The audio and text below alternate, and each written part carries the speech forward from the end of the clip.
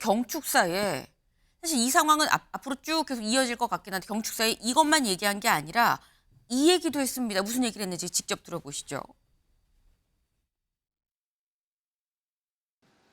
남북대화는 보여주기식 정치 이벤트가 아니라 우리 국민과 북한 주민이 평화 보장과 생활 개선 등을 논의하는 실질적인 자리가 되어야 합니다.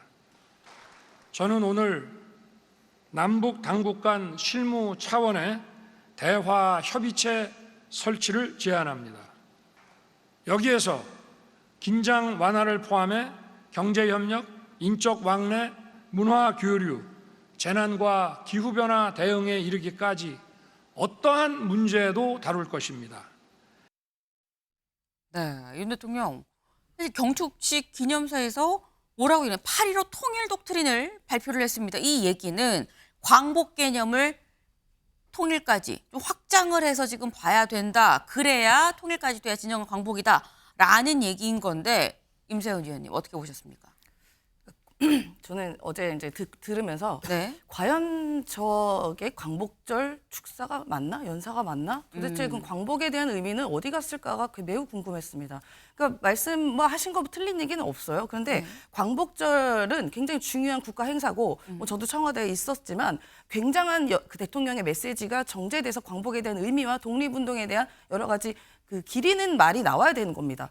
그런데 그런 얘기가 없어요. 독립의 의미에 대한 독립운동의 의미에 대한 얘기는 전혀 온데간데 없고 갑자기 무슨 뭐 틀린 얘기는 없어요. 뭐 북한에 네. 대한 이야기나 통일에 대한 이야기 맞아요. 그런데 저 얘기가 저때 나오는가 타이밍이라는 게 있는 거야. TPO라는 게 있는 건데 네. 과연 저런 얘기가 맞나? 근데 나중에는요 저 이야기를 떠나서 무슨 뭐 혼재되어 있습니다. 메시지가. 뭐 저는 그래서 8.15다운 경축사가 전혀 아니었다라는 의미가 듭니다. 나중에는 무슨 AI 나오고 무슨 직업 창출 얘기 나오고 무슨 저는요 이 메시지 누가 써줬는지 모르겠지만요 연설비서관 잘라야 됩니다.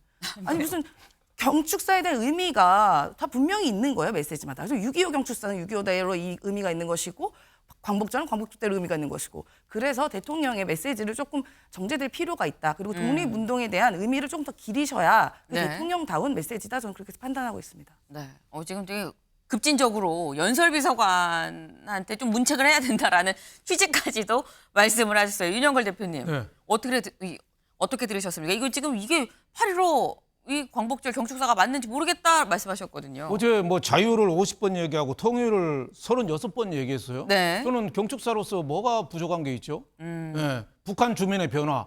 지금 김정은이가 수해가 났는데 그 현장 가서 한국식 용어를 써요. 어르신, 그 TV 이런 말을 써요. 걔들은 주민들이 그 말 쓰면은 잡아가거든요. 네네. 그러니까 북한 주민들을 좀 변화시키는 움직임이 상당히 어떻게 보면 가시화되고 있는 거예요. 그래서 어제 통일 비전, 뭐 통일 추진 전략, 통일 추진 방안 여러 가지 얘기했잖아요. 그러니까 우리가 미래로 가야 될 길을 얘기한 거다. 다만 이제 확실하게 좀 낚싯대에 미끼가 좀 있었으면은 김정은 북한이 볼 때 뭔가 물을 수도 있는데 네. 낚싯대에 미끼가 없다. 이런 점은 조금 뭐 하지만은 네. 지금 미끼를 던질 때가 아니잖아요. 북한이 지금 거의 이국가 체제로 따로따로 가자고 하고 저렇게 적대적인 행동을 하는 이 차원에서 네. 섣부르게 뭘 지원하다든지 제한을 할 수가 없는 형편이잖아요. 그래서 우리가 미래, 자유, 통일 그렇게 좀 청사진 같지만은 비전을 얘기한 거는 뭐 잘한 거라 이렇게 보고 또 하나는 저 과거 문재인 대통령 때는 경축사를 8.15 경축사를 일본에 대한 증오가 넘쳤어요.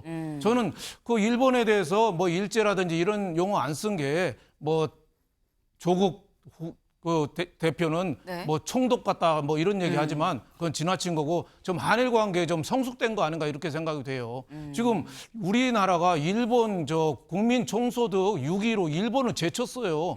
여러 분야에서 지금 일본하고 각축하고 있는데 많은 부분 조금만 몇 년만 더 있으면 일본 완전히 뒤집을 거예요. 네. 예? 제가 신문 기자할 때 산업자원부 체제할 때 제일 중요한 정책이 뭐냐면 수입선 다변화 정책.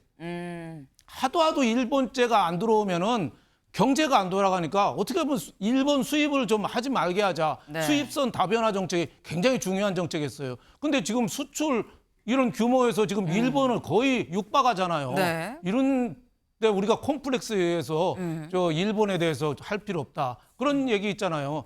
용서하되 잊지는 말자.